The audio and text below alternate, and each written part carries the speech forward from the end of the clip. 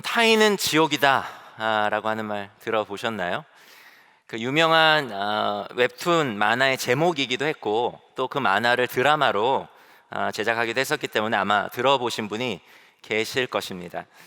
근데 사실 이 말은 프랑스 작가 장폴 사르트르가 1944년에 발표한 희곡 닫힌 방이라고 하는 작품에 나오는 대사 중에 한 부분입니다. 이후 사람들이 이 대사를 아주 인상 깊게 기억하고 또 자주 이 말을 인용하고는 했는데요. 사실 이 사르트르가 의도한 대로 이 말이 인용되지는 않기는 했지만은 이 많은 사람들이 이 짧은 대사에 깊이 공감하고 또 많이 인용한 것은 그만큼 많은 사람들에게 이 타인과 맺는 관계는 지옥처럼 힘들고 어렵다고 느끼기 때문일 것입니다. 하지만 인간은 이 존재의 출발부터가 사실 관계로 시작합니다. 여기 계신 여러분들 모두가 저를 포함해서 이 세상에 존재하는 출발점이 아버지와 그리고 어머니의 관계로부터 시작됐기 때문에 사실 인간은 관계적 존재입니다. 그럼에도 불구하고요, 이 많은 현대인들은 관계에 지쳐 있는 듯합니다. 한때 서점가의 베스트셀러 목록을 차지했던 책들 중에는 이런 책들이 있었어요. 혼자 있고 싶은데 외로운 건 싫어, 신경 끄기의 기술, 무례한 사람에게 웃으며 대처하는 법, 나는 나로 살기로 했다, 미움받을 용기, 나는 왜 내 말이 힘들까, 나는 왜 혼자가 편할까.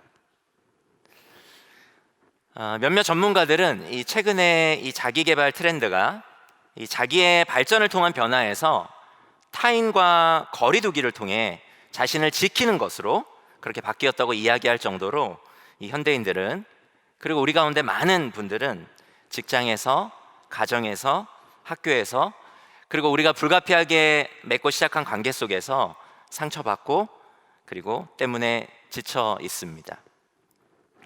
그런데 이제 코로나19가 터진 것이죠. 코로나19로 인해서 우리의 모든 관계는 최소화되어 버렸습니다. 그러니까 관계를 맺지 않아도 될 아주 좋은 이유와 명분이 생긴 것입니다. 최근에 한 설문조사 한번 보실까요? 한번 화면을 보시면은 이 설문에 의하면 일주일 동안 집에만 있어라고 해도 아무 문제가 없다고 답한 사람이 69% 사람이었고요. 이들은 심지어 집에 있는 것이 최고다, 그렇게까지 답하기도 했습니다. 또 다른 설문도 한번 보실까요? 여러분께서 지금 보시는 것처럼 또 다른 설문에서는 과거에는요, 집에만 틀어박혀 있는 이 사람들에 대한 인식이 다소 부정적이었어요. 왜냐하면 사회성이 없는 사람이다 이렇게 여겨졌기 때문에 다소 부정적이었는데, 최근에는 소위 집돌이 집순이라고 하는 이 사람들에 대한 인식이 부정적에서 오히려 긍정적으로까지 그렇게 바뀌어 가고 있는 상황입니다. 네, 됐습니다. 사람들은 이 코로나로 인해서 관계가 최소화된 이 생활을 비교적 잘 누리고 있는 것처럼 보입니다. 여러분도 잘 누리고 계신가요? 가능한 관계에서 에너지를 좀 덜 쓰고 지쳐있는 자신을 일부러 이 외로움, 그 고독 속에서 어쩌면 우리는 우리 자신을, 관계에 지친 우리 자신을 잠시 좀 다독이는 그런 시간을 갖고 있는지도 모르겠습니다. 그만큼 사실 관계는 우리 모두에게 쉽지 않은 이슈입니다. 그래서 우리가 믿는 이 기독교 신앙에서도 이 관계를 생략해버리고 싶기까지 합니다. 근데 그렇게 하면 정말 안 되는 것일까요? 기독교 신앙에서 도대체 관계는 무엇일까요? 여러분은 어떻게 생각하십니까? 관계가 정말 우리의 신앙에서 꼭 필요할까요? 서두에 말씀드린 것처럼 이 사람들은 얼핏 보면은 이 코로나19로 말미암아서 이 관계의 단절을 오히려 잘 누리고 있는 것처럼 그렇게 보여집니다. 그거는 사실 현대 기술 때문이기도 해요. 현대의 여러 기술들이 우리가 이 단절된 관계를 또 잘 누릴 수 있도록 도와주고 있습니다. 여러분, 최근에 영화관에 가보신 지가 얼마나 되셨나요? 저도 되게 오래된 것 같습니다. 우리 영화관에 가지 않아도 굳이 집에서 유튜브나 넷플릭스를 통해서 다양한 영상물들을 즐겁게 아주 싼 값에 누릴 수가 있습니다. 여러분, 식당에 가지 않아도요, 여러분 스마트폰만 있으면은 언제든 집 앞까지 아주 따뜻한 음식이 배달됩니다. 심지어 요즘 이제 사람들은요, 이 미용실에서 하던 것들마저도 여러 미용기기들을 통해서 집에서 이제 해결하기까지 하는 그런 시대가 오늘 우리의 시대입니다. 근데 이렇게 마냥 행복할 줄만 알았던 이 관계가 단절된 삶은 현대인들에게 새로운 질병을 일으키고 있습니다. 그것을 어떤 이들은 연결강박이라고 합니다. 즉, 여러 단절된 관계의 반작용으로 인해서 현대인들은 스마트 기기와 현대 여러 기술을 통해서 끊임없이 누구와 강박적으로 연결되고자 한다는 것이에요. 실제로 많은 이 현대인들이 이 SNS에서의 따돌림에 대한 공포를 의미하는 포모, 들어보셨나요? 포모 증후군에 사로잡히기도 한다고 합니다. 이 때문에 사람들은 인스타, 페이스북, 유튜브 계정에 끊임없이 글이나 사진이나 영상이나 자기의 이야기를 올리면서 거기에 사람들의 좋아요에, 그 사람들의 반응에 과도한 감정적인 기복을 경험하면서 과거 시대와는 다른 종류의 그런 외로움의 그 고통을 느끼고 있는 것이 오늘날 현대인들이라고 하는 것이죠. 이 관계에 대한 우리 모두가 가진 이 피로감에 대해서 저도 충분히 공감은 하지만, 우리가 만약 하나님을 믿기로 한다면 그 성경에서 이야기하는 바로 그 하나님을 우리가 믿기로 하고 기독교인이 되려고 한다면 사실 우리는 관계를 생략할 수는 없습니다. 그거는 마치 식물이 이 땅과 물과의 관계를 단절할 수 없는 것과 같고요, 그리고 물고기가 이 물과의 관계를 단절할 수 없는 것과 마찬가지입니다. 이 기독교 신앙이 관계를 얼마나 중요하게 여기는지 아까도 우리가 영상에서 봤지만, 우리 나들목 공동체의 제자 훈련인 풍성한 삶의 기초는 우리가 믿는 이 기독교 신앙을 네 가지의 뭐로 설명하고 있죠? 관계로 설명하고 있죠. 하지만 많은 기독교인들이 자신의 신앙을 이렇게 관계적인 차원으로 생각하지 못하는 이유는 많은 현대인들이 그러하듯이 그냥 관계에 대한 피로감 때문만은 아닙니다. 그거는 기독교 신앙이 강조하는 믿음에 대한 오해 때문에 기인한 것이기도 해요. 여러분, 이신칭의라고 하는 이 교리 들어보셨습니까? 기독교 신앙에서 아주 핵심적인 교리입니다. 뭐죠? 여러분이 아는 대로 믿음으로 의롭다함을 받는다는 그런 교리입니다. 즉, 우리는 성경이 우리에게 가르쳐주는 어떤 진리 체계나 지식을 받아들이고 믿는 것이 기독교 신앙의 처음이고 끝인 것으로 여깁니다. 그래서 믿음과 알미, 우리 기독교 신앙의 핵심인 것으로 생각해요. 물론이에요. 우리에게는 진리를 잘 이해하고, 그리고 성경이 우리에게 말하는 바를 우리의 이성을 통해 분별하여 받아들이는 것이 필요합니다. 제가 그것을 부인하거나 그것을 가볍게 여기는 것은 결코 아닙니다. 저도요, 이 한 편의 설교를 준비하기 위해서 얼마나 많은 책을 보고 공부하는지 모릅니다.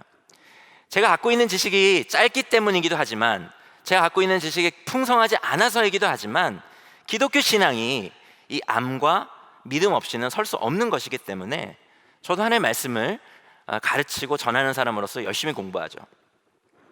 그런데 제가 오늘 강조하고 싶은 것은 거기에서 멈추면 안 된다는 것입니다. 기독교 신앙은 어떤 종교 체계를 탐구하고 배우는 것이 다가 아니라는 것이에요. 우리는요, 다른 종교의 신과는 특별하게 구별되는 인격적인 존재이신 하나님과의 관계를 시작으로 우리의 신앙을 시작하는 것이기 때문에, 우리가 기독교 신앙을 갖는다는 것은요, 그 하나님에 대해서 아는 것이 아니라 그 하나님을 아는 것을 의미합니다. 여러분, 이 말의 차이를 좀 아시겠어요? 여러분들이 오늘 제 아내도 오늘 오랜만에 그 신설동에 가보고 싶다고 오늘 제 아내가 동행 예배를 거부하고 더불어 함께 교회 예배로 참여했는데, 여러분들 가운데는 제 아내에 대해서 아시는 분들이 계실 것입니다. 이름이 뭔지, 또 외모가 어떠한지, 무엇보다 그녀의 웃음소리의 소음 정도, 데시벨 정도가 어느 정도인지 등등에 대해서 아실 수 있는 사람들이 있으실 거예요. 하지만 여러분과 달리 저는 제 아내에 대해서는 물론이고 저는 제 아내를 압니다. 제가 저의 아내를 아는 것은 저와 아내의 특별히 인격적인 그런 관계 속에서의 경험된 암, 경험적 알미라고 하는 것이죠. 마찬가지로 우리가 하나님을 안다는 것은, 우리가 하나님을 믿는다는 것은, 우리가 기독교 신앙을 갖는다는 것은 우리가 하나님에 대해서 아는 사람들일 뿐만 아니라 하나님을 아는 사람들이라고 하는 것입니다. 그런 맥락에서 레너드 스윗은 예수님을 믿는 믿음은 살아있는 관계다 라고까지 했어요. 우리 모두는 인격적 관계를 통해 태어나고 자란 존재입니다.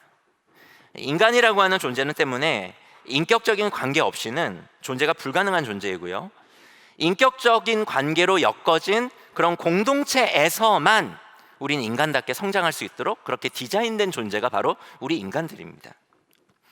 그건 우리의 실존적인 여러 경험들과 그리고 우리가 믿는 바 성경이 계속해서 강조하고 있는 바예요. 때문에 신라권이라는 작품으로 유명한 존 밀턴은 홀로 있는 것은 하나님이 좋지 않다고 명하신 첫 번째 것이었다, 그렇게 이야기했습니다. 근데 이제 질문이 생기죠. 그런데 인격적인 관계를 통해서 인간답게 살 수 있는 우리가 관계에 이토록 어려움을 겪는 이유는 그럼 도대체 무엇 때문일까요? 그것은 바로 우리 안에 있는 이기적 자기 중심성 때문입니다. 풍성한 관계에서 가장 걸림돌이 되는 우리 안에 있는 이기적 자기 중심성을 우리가 극복하지 않으면 정말 타인과 맺는 관계는 지옥일 수밖에 없기 때문에 그래요. 우리 요한일서 3장 11절부터 18절까지를 한번 읽어볼까요? 우리 온라인으로 예배드리시는 분들도 소리를 내어서 읽으실 수 있는 분들은 한번 소리를 내어서 읽겠습니다. 제가 한 절, 여러분이 한 절, 그렇게 번갈아 한번 교독하도록 하겠습니다. 제가 먼저 읽을게요. 여러분이 처음부터 들은 소식은 이것이니 곧 우리가 서로 사랑해야 한다는 것입니다. 우리는 가인과 같은 사람이 되지 말아야 합니다. 그는 악한 자에게 속한 사람이어서 자기 동생을 쳐 죽였습니다. 무엇 때문에 그는 동생을 쳐 죽였습니까? 그가 한 일은 악했는데 동생이 한 일은 의로웠기 때문입니다. 형제자매 여러분, 세상이 여러분을 미워해도 이상히 여기지 마십시오. 우리가 이미 죽음에서 생명으로 옮겨갔다는 것을 우리는 압니다. 이것을 아는 것은 우리가 형제자매를 사랑하기 때문입니다. 사랑하지 않는 사람은 죽음에 머물러 있습니다. 자기 형제를 미워하는 사람은 누구나 살인하는 사람입니다. 살인하는 사람은 누구나 그 속에 영원한 생명이 머물러 있지 않다는 것을 여러분은 압니다.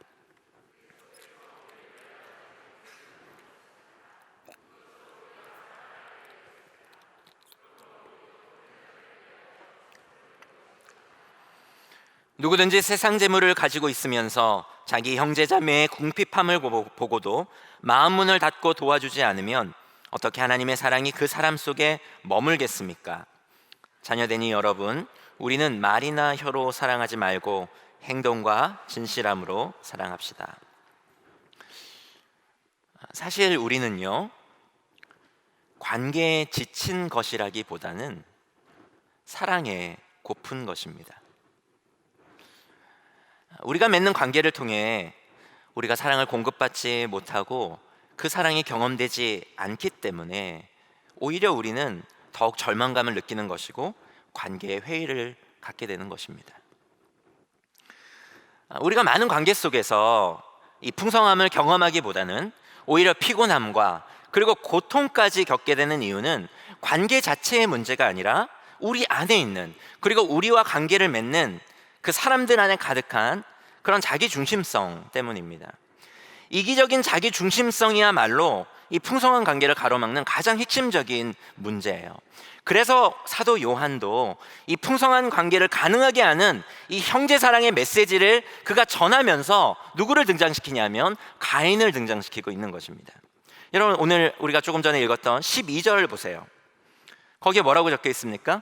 우리는 가인과 같은 사람이 되지 말아야 합니다 라고 되어 있습니다. 좋은 번역입니다. 개역 성경은 이 구절을 가인같이 하지 말라라고 번역했는데, 사실 원문인 헬라어, 이 그리스어 본문에서는 하다, 행하다라고 하는 동사가 없습니다. 따라서 이 구절을 직역하면요, 가인처럼 말하라. NASB 영어 성경에서도 not as Cain 이렇게 되어 있습니다. 즉 가인의 어떤 행위에 주목하는 것이 아니라 의도적으로 이 사도 요한은 동사를 생략했고요, 그것을 통해서 가인의 존재, 가인의 인격 자체를 주목시키고 있는 것이에요. 가인은 자기 중심성으로 가득한 인물이었습니다. 예배를요, 이 하나님을 향한 사랑의 표현이라고 한다면은 그는 이 하나님을 사랑하는 행위조차도 자기의 편에서 자기의 좋은 대로 행했습니다. 그가 어떻게 예배를 드렸죠? 그가 재배한 농작물로 예배를 드렸습니다. 그가 자신의 농작물로 예배를 드렸던 것은 분명히 자기의 편에서 그것이 좋았기 때문일 것입니다. 자기에게 그것이 편했기 때문이었을 것이에요. 여러 가지 동기와 이유가 섞여 있을 수는 있지만 아마 메인적인, 주도적인 이유는 그랬을 것입니다. 만약에 정말 그랬다면은 그것은 예배가 아니라 그냥 종교 행위에 불과했습니다. 그리고 그런 자기의 종교 행위에 대한 하나님의 부정적인 평가에 대해서 그가 어떻게 반응합니까? 증오와 시기로 반응하죠. 그리고 결국 자기의 형제를 살해하기까지 이르게 됩니다. 그것이야말로 이 가인, 그가 얼마나 자기 중심성의 인격을 가진 사람이었는지를 증명하는 사건이었죠. 사도 요한은 그 가인의 인격에 가득한, 그 가인의 존재 안에 가득한 이 이기적인 자기 중심성의 죄를 이 형제 사랑의 대척점에 놓고 있는 것입니다. 때문에 우리가 이 풍성한 관계를 누리려면 우리 안에 있는 이 이기적인 자기 중심성을 경계해야 합니다. 때문에 우리가 관계에 여러 어려움을 겪는다고 그 관계를 단절시킨다고 해서 우리의 문제가 근원적으로 해결되는 것은 아닙니다.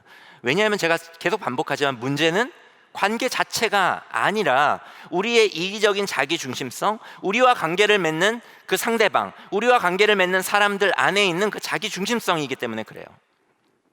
때문에 바울은 관계에 지친 우리의 근원적인 해결이 단절이 아니라 오히려 연결임을 말씀하고 있습니다.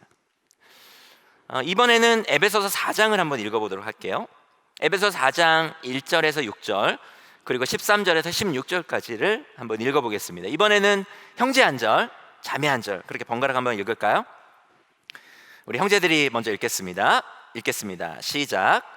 그러므로 주님 안에서 갇힌 몸이 된 내가 여러분에게 권합니다.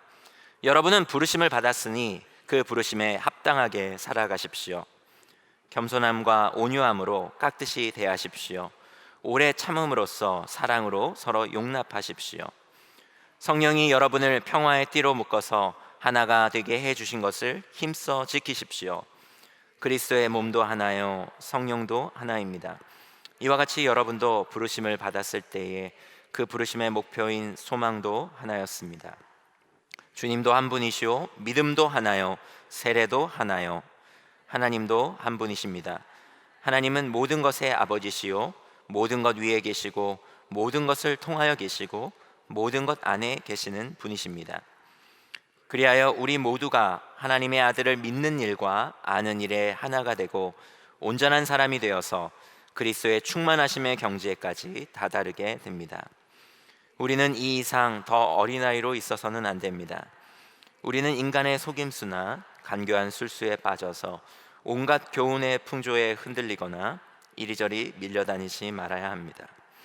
우리는 사랑으로 진리를 말하고 살면서 모든 면에서 자라나서 머리가 되시는 그리스도에게까지 다다라야 합니다. 함께 읽겠습니다.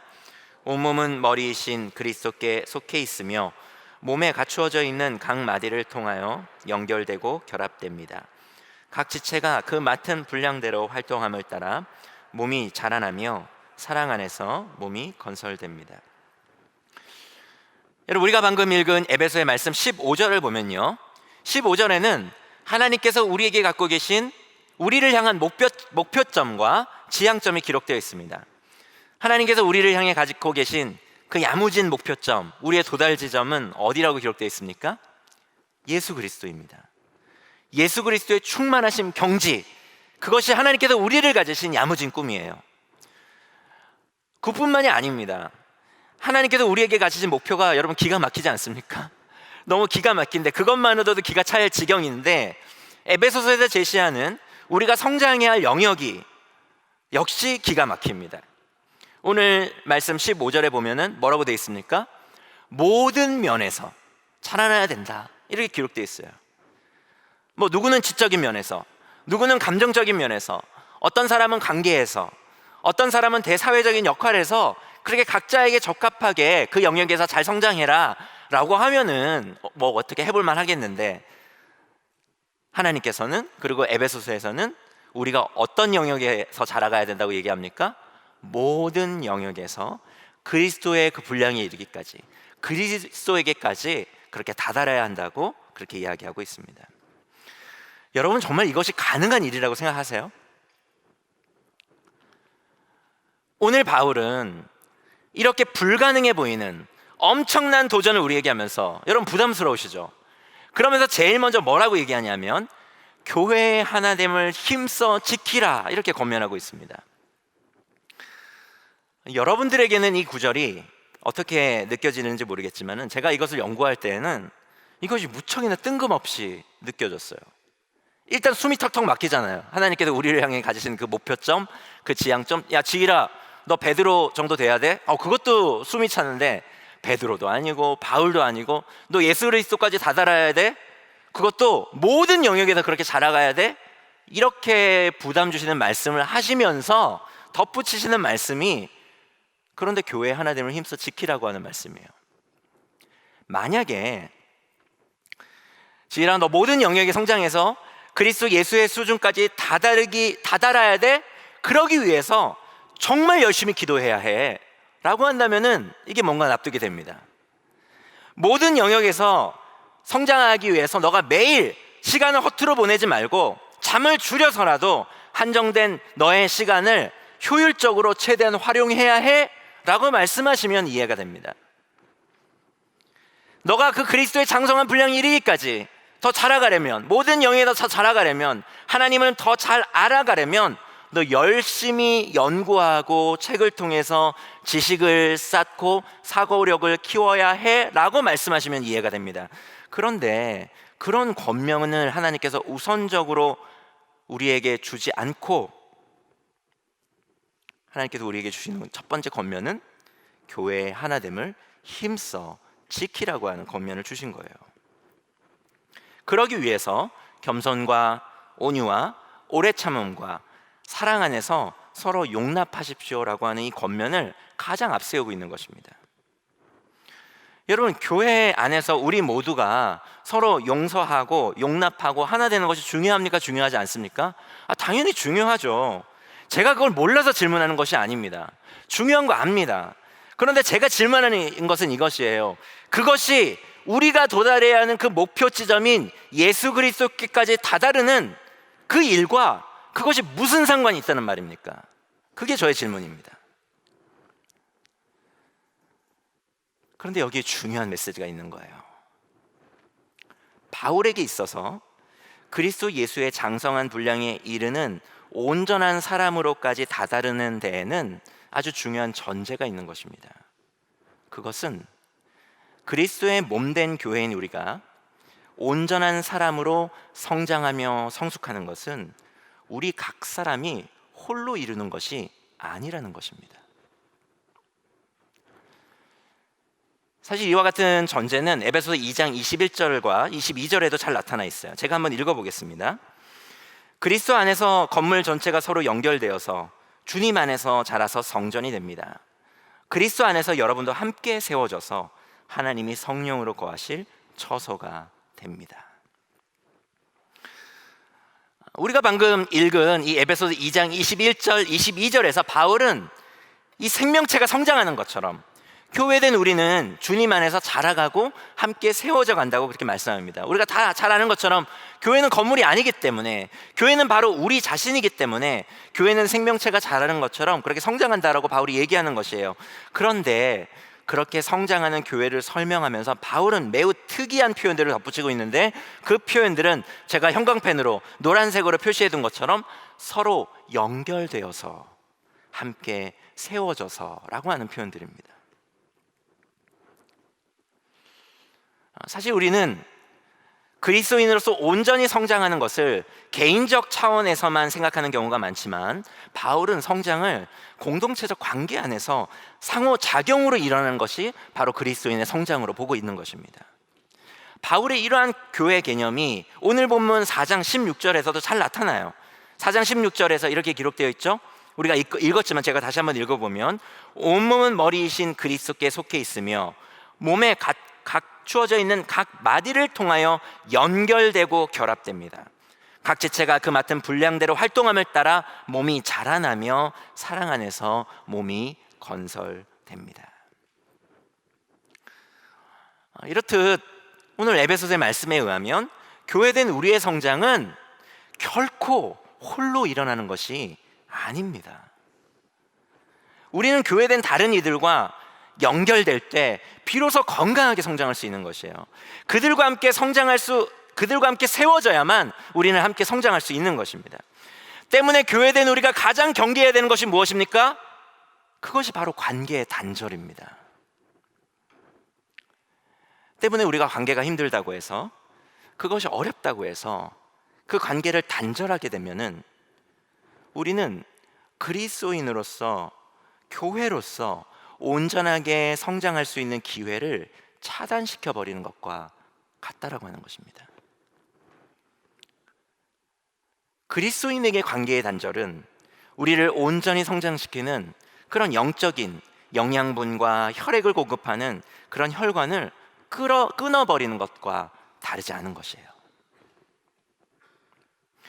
때문에 우리를 성장케 하는 이 생명력이 원활하게 공급되기 위해서 우리는 교회된 다른 지체들과 잘 연결되어야 합니다. 즉, 우리가 그리스도의 장성한 분량에 다다르는, 그리스도에게까지 다다르는 그런 온전한 성장을 이루려면, 나아가 하나님의 교회로서 이 땅에 하나님의 뜻을 이루는 그런 하나님의 사람으로 우리가 구비되려면, 우리에게 그리스도의 몸된 그 다른 지체들과의 그런 관계는 아주 필수적인 전제가 된다는 것입니다. 그래서 우리가 가정교회를 소중하게 여기는 것이에요. 때로는 서로 상처를 주고받기도 하고, 또 서로를 이해하는데 많은 에너지와 시간이 들기도 하지만, 그럼에도 우리가 이 가정교회 공동체로 더불어 함께 사는 이유는, 그렇게 우리가 인격적인 관계로 연결되어서 그리스도의 장성한 분량에 이르는 그렇게 온전한 교회로 함께 서갈 수 있는 그 유일한 비결이 바로 그것이기 때문에 그렇습니다. 때문에 코로나19가 일으키고 있는 여러 관계의 단절은 교회된 우리에게는 너무나 큰 위협이 아닐 수가 없습니다. 때문에 저희 나들목 동행교회 우리 목자님들은요, 어떻게든 지체들이 단절되지 않도록 정말 다양한 노력들을 하고 계세요. 아마 우리 더불함께 교회 여러 목자님들도 그렇게 애쓰고 계신 줄로 압니다. 그러니까 5명 이상이 모일 수 없으니까 우리가 4명씩 소그룹으로 모여서 교제를 나누고, 그리고 약속한 시간에 우리 4명씩 모여가지고 같이 식사 교제도 하고 같이 이야기도 나누고 깊은 이야기도 하자. 그리고 몇 시 되면은 줌으로 다 모여, 현장에서. 그래서 줌으로 그때 몇 시에 모이면은 거기서 같이 예배 드리고 삶으로 말씀 읽기를 그렇게 같이 진행합니다. 어느 가정교회 보니까 어느 목자님들은 일정 기간 1대1로 짝을 져요. 뭐 2주면 2주, 1주면 1주. 그래서 그 기간에는 1대1 원투원을 꼭 깊이 하는 것입니다. 또 어느 목자님들께서는 줌으로 예배 드리는 시간 전에 돌아가면서 매주마다 가족들을 당신의 집으로 초대하세요. 그래서 같이 어떻게 보면 이야기도 나누고 식사 교제도 하고, 그리고 시간이 되면 그 현장에서 초대한 가족과 함께 줌으로 들어가서 예배를 드리는 거죠. 왜 그렇습니까? 그 관계의 단절을 극복하기 위해서 그런 거죠. 그러지 않고는 우리가 교회로서 성장할 수 없음을 알기 때문에, 그러지 않고서는 우리가 그리스도의 장성한 분량에 도달할 수 없음을 알기 때문에 그러는 것입니다. 저희 나들목 동행교회가 올해 새롭게 시작된 또 하나의 연결은 목자님들 간의 더욱 두터운 연결입니다. 아마 우리 여기 더불어 함께 목자님들도 굉장히 분투하고 계시는 줄 알아요. 목양이 쉽지가 않습니다. 너무나 어려워요. 과거에 가정교회 목양도 쉽지 않았는데 코로나19 상황 가운데서 목양은 더더욱 어렵습니다. 잘 만나지 못하니까 갈등이 더 증폭되기도 하고, 그 갈등을 원만하게 해결하는 기회조차 확보하기가 참 쉽지가 않습니다. 그래가지고 이 목자님들 간의 연결도 중요하구나. 그래가지고 저희 나들목 동행교회는 격월로 2개월에 한 번은 목자님들이 4명씩 모이십니다. 그래서 서로의 어려움과 애환도 같이 나누고 같이 기도하는 시간을 꼭 정기적으로 가져요. 필요하다면 격월에는 그 모임을 우선해서 드리기 때문에 가정교회 모임은 가족들에게, 언약가족과 부목자들이 하게 하고 목자들이 모여서 함께 서로를 위로하고 격려하고 기도하는 시간을 갖습니다. 사랑하는 여러분, 관계의 어려움을 겪으시더라도, 관계가 여러분을 때로 어렵게 하더라도, 그 관계에 조금 여러분이 서툴더라도 그 관계를 단절시키지 마십시오. 여러분이 풍성한 관계를 맺고 누리도록 성장케 하는 그 축복의 통로를 막지 마시기를 바랍니다. 오히려 그리스도의 몸된 지체들과의 연결을 통해 그 축복의 통로를 더 확보하시는 여러분 되셨으면 좋겠어요. 우리를 포함해서요, 대부분의 사람들은 이 관계의 문제가 상대방으로 인해 생겼다고 생각합니다. 모르긴 몰라도 아마 여기 계신 대부분의 분들도 여러분이 겪으셨던 그런 관계 문제들 한번 지금 딱 떠올려 보세요. 여러분이 딱 지금 다 머릿속에 관계 문제들, 그래 내가 그 어려움이 있었지, 한번 떠올려 보세요. 그 문제가 누구로 인해 생겼다고 여러분 생각하십니까? 대부분 상대방으로 인해 그 문제가 생겼다고 생각하실 것입니다. 물론 그것이 맞을 수도 있습니다. 하지만 우리를 포함하여 우리 주위의 대부분의 사람들이 모두 자신을 피해자로만 여기고 있다면 도대체 가해자는 어디에 있는 것일까요?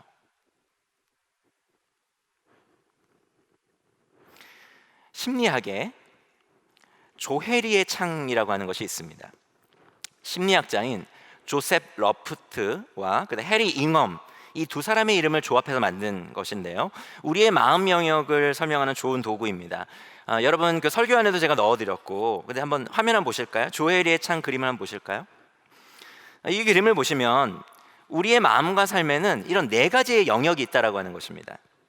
그러니까 우리 자신이 아는 영역이 있고, 그리고 모르는 영역이 있고, 동시에 다른 사람이 아는 영역이 있고, 또 다른 사람이 모르는 영역이 있다라고 하는 거죠. 그걸 4가지 영역으로 나눈 겁니다.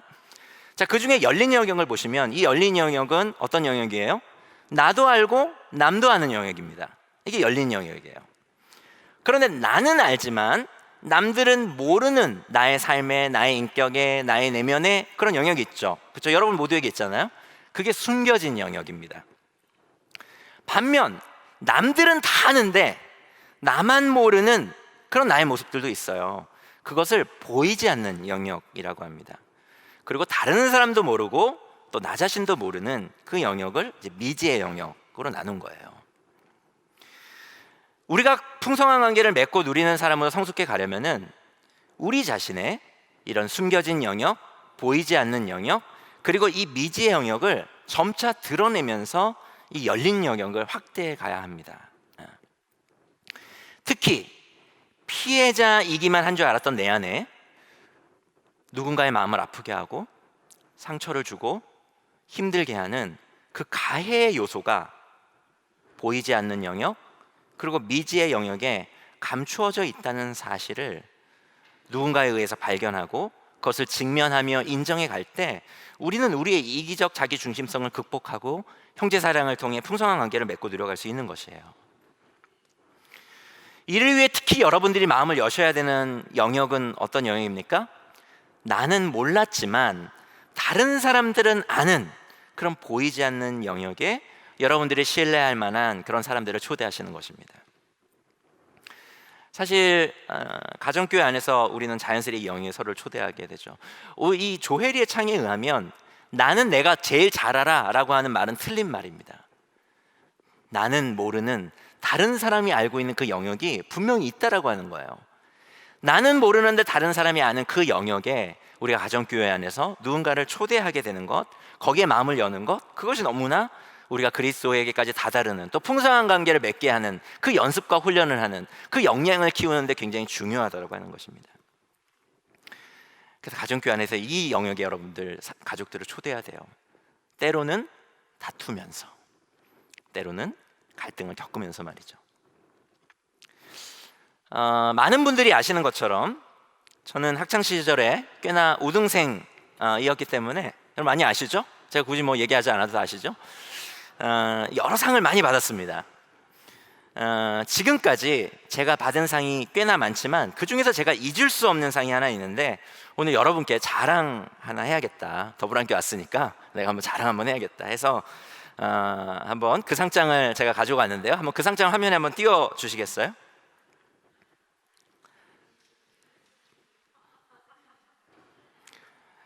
어, 2015년에 제가 가정교회 연말 행사 장치 때 받았던 상입니다. 이지름 강림상. 네. 위 사람은 지름신 내림을 받으사 세상의 신제품 물질을 남김없이 갈취함으로 이에 이 상장을 수여함. 이러고 가족들에게 상장을 받았어요. 사실 저는 여러 연약함을 갖고 있지만 그 중에 가장 대표적인 그 연약함의 영역이 경제 영역입니다. 저 솔직히 비싸고 이쁜 거, 멋진 거 이런 거 좋아합니다. 가정교회를 함께 살면서 가정교회 식구들이 그것을 눈여겨본 것이에요. 오늘 목사님 공기청정기 새로 들어왔네. 그때는 강도사였죠. 목자님. 그것을 눈여겨본 저희 가족들이 가정교회 모임에서 제게 이 상을 준 건데, 이게 진짜 상인지 벌인지 잘 모르겠어요. 우리의 약함, 우리의 숨겨진 죄성, 그 이기적 자기 중심성이 가정교회 안에서, 또 사랑하는 인격적 관계 안에서 누군가를 통해 드러나게 될 때, 우리는 서로에게 적절하게 그렇게 조언하고 그것을 받아들이면서 함께 성장해 갈 수 있는 것입니다. 누군가가 여러분이 인정하기 어렵고 또 인식되지 못하는 그런 여러분의 어떤 부족함과 연약함에 대해서 누군가가 피드백을 주었다면, 너가 나에 대해서 뭘 알아? 라고 방어하거나 변명하거나 분노할 것이 아니라 그것을 진지하게 받아들여서 한번 성찰해 보시기를 바랍니다. 물론 이것은 쉬운 일이 아닙니다. 저에게도 어려워요. 하지만 이러한 과정 없이 우리는 성장할 수 없습니다.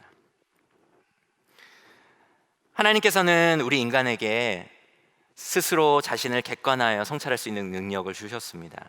하지만 그럼에도 불구하고 우리는 많은 경우 우리 자신을 잘 보지 못할 때가 많아요.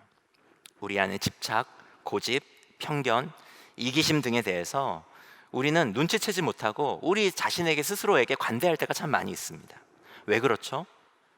우리는 보고 싶은 것만 보고 듣고 싶은 것만 듣는데 아주 도사들이기 때문에 그렇습니다.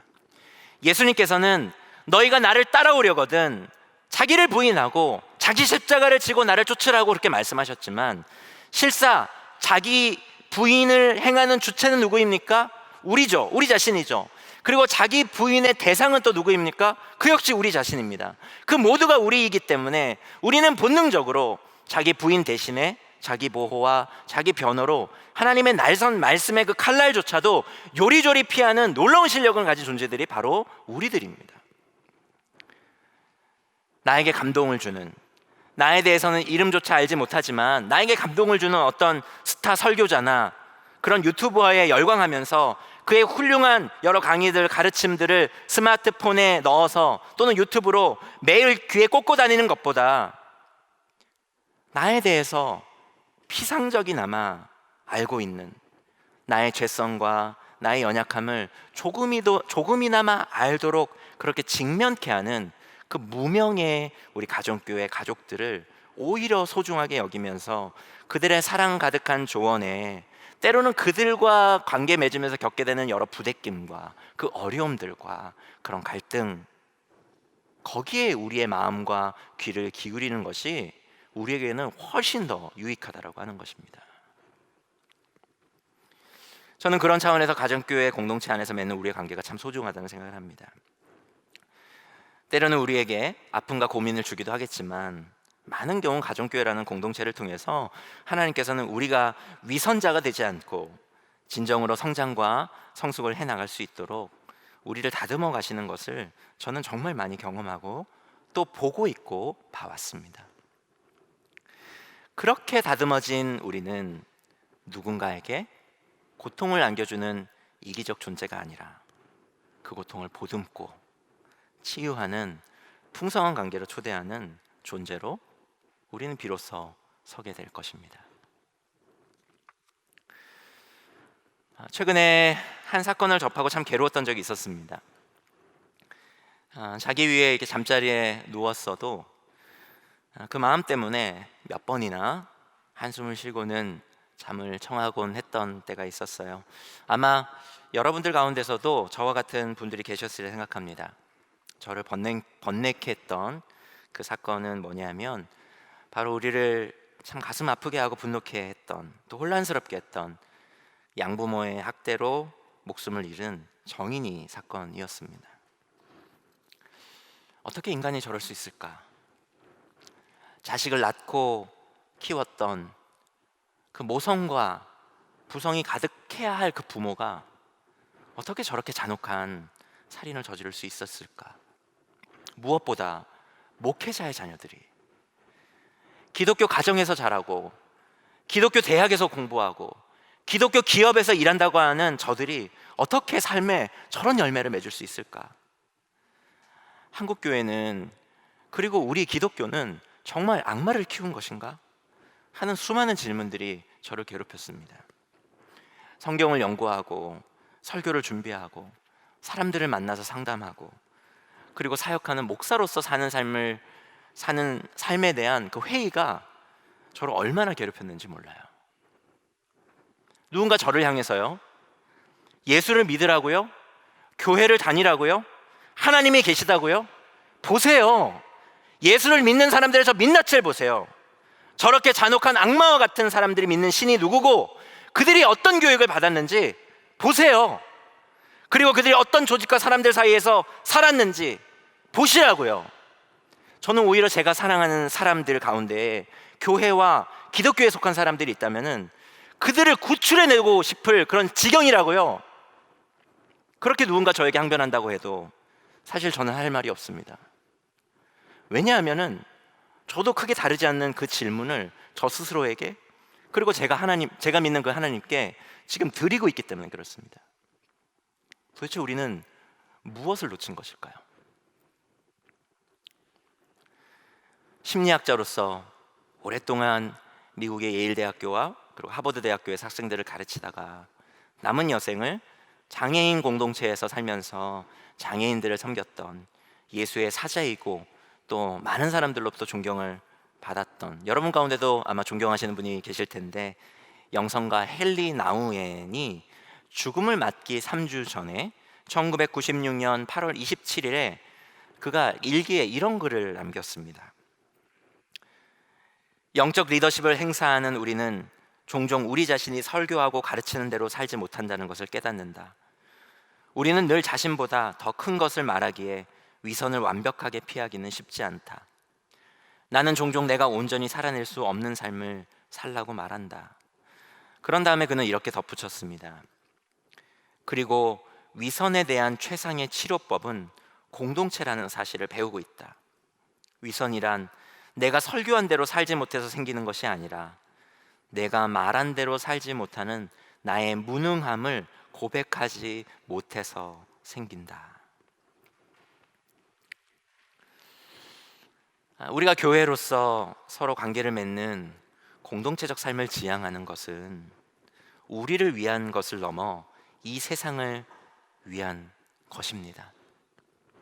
왜냐하면 헨리 나우엔이 고백하고 있는 것처럼 공동체적 삶, 그리고 인격적 관계없이 우리는 우리 안에 이기적인 자기 중심성과 위선을 극복할 수 없기 때문에 그래요. 서로 어울리는 그 능력을 빠르게 상실해 가고 있는 이 세상을 구원하는 가장 확실한 방법은 우리가 서로 연결되어 공동체로 함께 살아가는 것입니다. 피곤하기만 한 관계 꼭 필요하냐고요? 네, 필요합니다. 우리 자신을 위해서뿐만 아니라 이 세상을 위해서도 꼭 필요합니다.